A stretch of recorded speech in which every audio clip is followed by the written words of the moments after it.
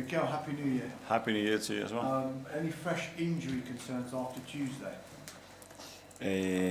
No, obviously we haven't trained yet, so today's going to be the first training session properly with the players that obviously started against Villa, so we will know more this afternoon. You spoke about Declan Rice a couple of times this week and the swelling on his knee. Yeah. Has it reduced and has he got a chance for Saturday? Well, not yet, and we have another session today. Let's see how he comes today and how that's feeling, but it was too early that game for him. A couple of others in Calafiori and Mosquera. What chance they could feature?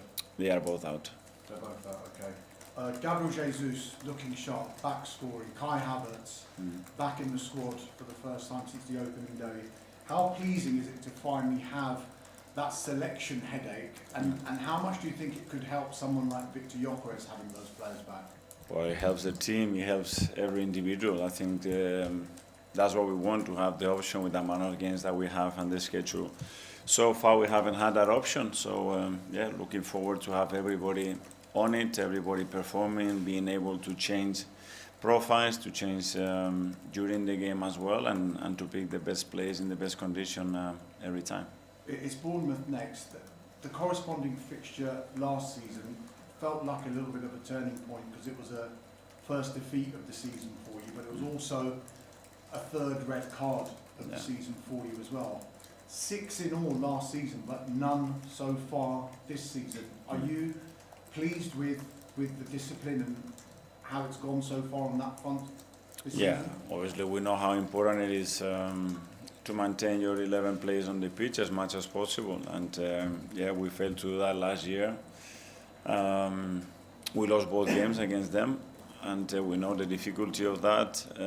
We know how good of a team they are, how they can threat you from every angle, so we know the difficulty of the game tomorrow. The transfer window is open, of course. You've said that you're Arsenal and you always keep your eyes open and are alert to any potential opportunities. If there was to be any arrivals in this window, would it be with a view to a long-term view with regard to the player that potentially could come in, or are you leaving yourself open to maybe a loan as well, maybe? We are open to every option. Obviously, we can find a solution that is short, medium, and long. It's always much better because it gives you stability, and you don't have to constantly start a process with a new player. But let's see what happens. Let's see what the news are in the next few weeks, and we will try to make the right decision. On potential outs, I know you've been asked this question before. Ethan Nwaneri hasn't actually played since the Bruges game. Wasn't in the squad at all against Aston Villa. What's your thinking with him? Would you maybe consider a departure for him on loan, perhaps, just so he can get first-team football? That every player is very important. Every player has a role. That role can change throughout the season for different reasons, and everybody has to be ready to play. That's it. Just finally from me, Mikel, you will know that there's been a managerial departure in Enzo Maresca. Yeah. What was your reaction to it? Did it surprise you? Well, wish him all the best. I really like Enzo as a person, as a professional. I think he's done a terrific job at Chelsea, and that's a decision that he's been made, and just wish him all the best. Thank you. Thank you. Hi. Morning, Mikel. Top of the table, 4 points clear of second place, Manchester City, after a convincing win against Aston Villa. What is the mood like amongst the team at the moment? Well, it was very good, obviously, after the game against a really tough opposition again, to perform and to win in the manner that we did. Great focus on Bournemouth. We know how tough it's going to be tomorrow's game, and everybody's at it. You speak about the difficulties of facing Bournemouth. They were actually the only team to do the double over Arsenal last season. Yeah. What lessons did you take from both encounters? Well, a lot. They were two very different games. Obviously, a game there till minute 30 when Saliba gets surprisingly sent off. After, obviously, it was a different game when we managed as well, and we had some chances, but we managed losing the game against a home display at the beginning that it was very dominant, and that ended up in a really poor way for us. So a lot to learn. Huge respect for them.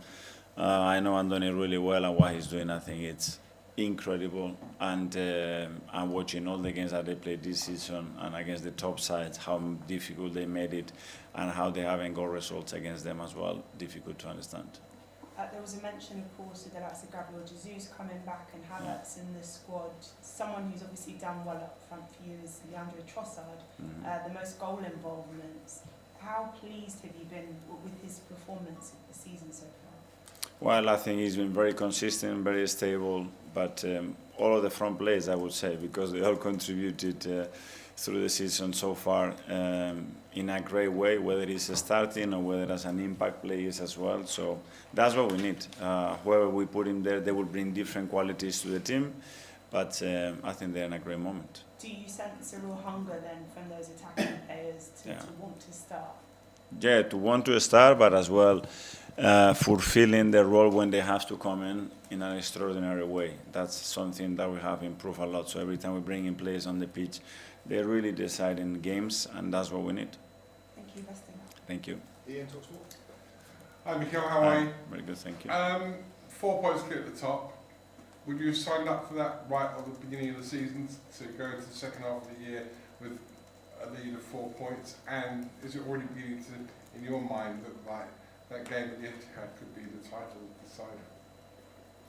Well, it's where we are, and we are really happy in the position that we are. It can always be better. There are things to improve, obviously, and the only thing we look at is that Bournemouth, the next game, and we know how tough it is for every opponent to beat them. You've only lost 2 games this season.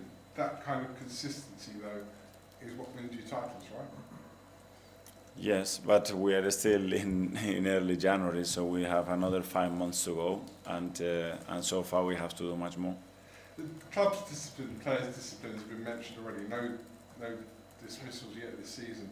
How much of that is down to you? How much did you take them aside at the beginning of the season and say, listen, we have to keep 11 players on the pitch? And your behaviour on the touchline, you're still passionate and jumping up and down, but it also has improved.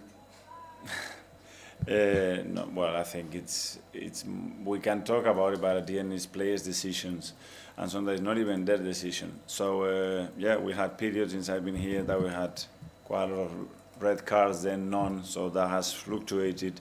We know how important it is to have that stability in that discipline, and as well having the possibility to play constantly with 11 players. So we try to do that as much as possible. And finally, Declan Rice, we spoke before. I asked you whether you think he might be a Ballon d'Or in the future. Sometimes it's seen as being a negative for a player to be good in lots of positions, i.e. not a master of one position, but just good in quite a lot. He seems to be a master of every position he plays in, and therefore for him it's a positive rather than a negative. Well, I think it's a very positive thing for him, for the team, for the club, and in general in football, a player that has that mindset, that capacity to adapt, and that has attributes that can fulfill different roles, it makes us much better as a team. Tom, Rich. Hi Mikel. Hi. Just want to ask you about expected goals, because it seemed for many weeks that you were underperforming what the expected goals was showing and how many goals you should have scored. How much do you kind of place on that algorithm, that statistic, in informing what is encouraging about your team in those weeks? It's another one, but as I said before, is the stat that fluctuates so much. There are other teams that they were overperforming it for big time. So is it sustainable? No, it's not, but it will change the dynamic, and then if you see throughout the game how that changes as well. So for 60 minutes, 70 or 80 minutes, what you've done on the last 10. So it's a stat. You can use it in the manner that you want. For us, there are many other things much more important than that. And can I just ask you on Declan as well, because you mentioned that he took a bit of a bad kick in the game against Brighton. He completed that game, and I think he was seen kind of struggling a little bit with his knee throughout the game. Now knowing kind of more about the injury, is it a case where in hindsight he should have come off in the game, or if the fact he completed the game is a little bit regretful? How do you assess that injury? No. He managed to do it. That's normal. Sometimes you get a hit, and throughout the game you are able, with adrenaline and because you are warm, you are able to sustain that, and then the body reacts, and it reacted probably more than we expected, unfortunately, and that's where we are. Hi, Mikel. Hi. In terms of the injuries, the last 18 months has obviously been really hard luck for Arsenal. I was just wondering, when you find out about a new one, what goes through your head, and has that changed? With the new? So when you find out about new injuries to Yeah. players, what goes through your head? What's your reaction, and has that changed over time? Well, first thing, what we can do better, and the second thing, that is the reality of the sport that we played in. But looking back in the last 3 seasons, we have less days of injuries than before. So, yeah, it's how you look at it. We had injuries that you have to separate the traumatic ones and the ones that are like muscle injuries, and we have to improve. But we are better than some other years. And in terms of players coming back, I know a lot of people may talk about rotation and maybe one player coming in for another, but does it also give you, I guess, the ability to be much more flexible in how you can kind of maybe put some players together that you couldn't do before? At the end, I think we have to talk about performance, not rotation. We want performance, and the highest performance every 3 days or throughout the game, and that's what we have to look at. And in order to achieve that, what are the best players in the best condition, with a better relationship to fulfill that. Hi. Can I ask another one about Trossard? Yeah. Do you think he's gone up a level this season? Yeah. Is this sort of the best you've seen him in the last season? Yeah, I think he's gone up every season a level. He's such an intelligent player. He's a player that really wants it. I think he's found his role, he's found his maturity here. And yeah, I think his confidence level is higher. He's a player that can create magic moments, and yeah, very important player for us. In a bit of an unusual deal in the summer for the pay rise, but not the contract extension. I think he's into the final 18 months of his deal now. Would you be keen for him to extend beyond that? We are very happy with him. He knows that we talked about it many times, and I think he's very happy here as well.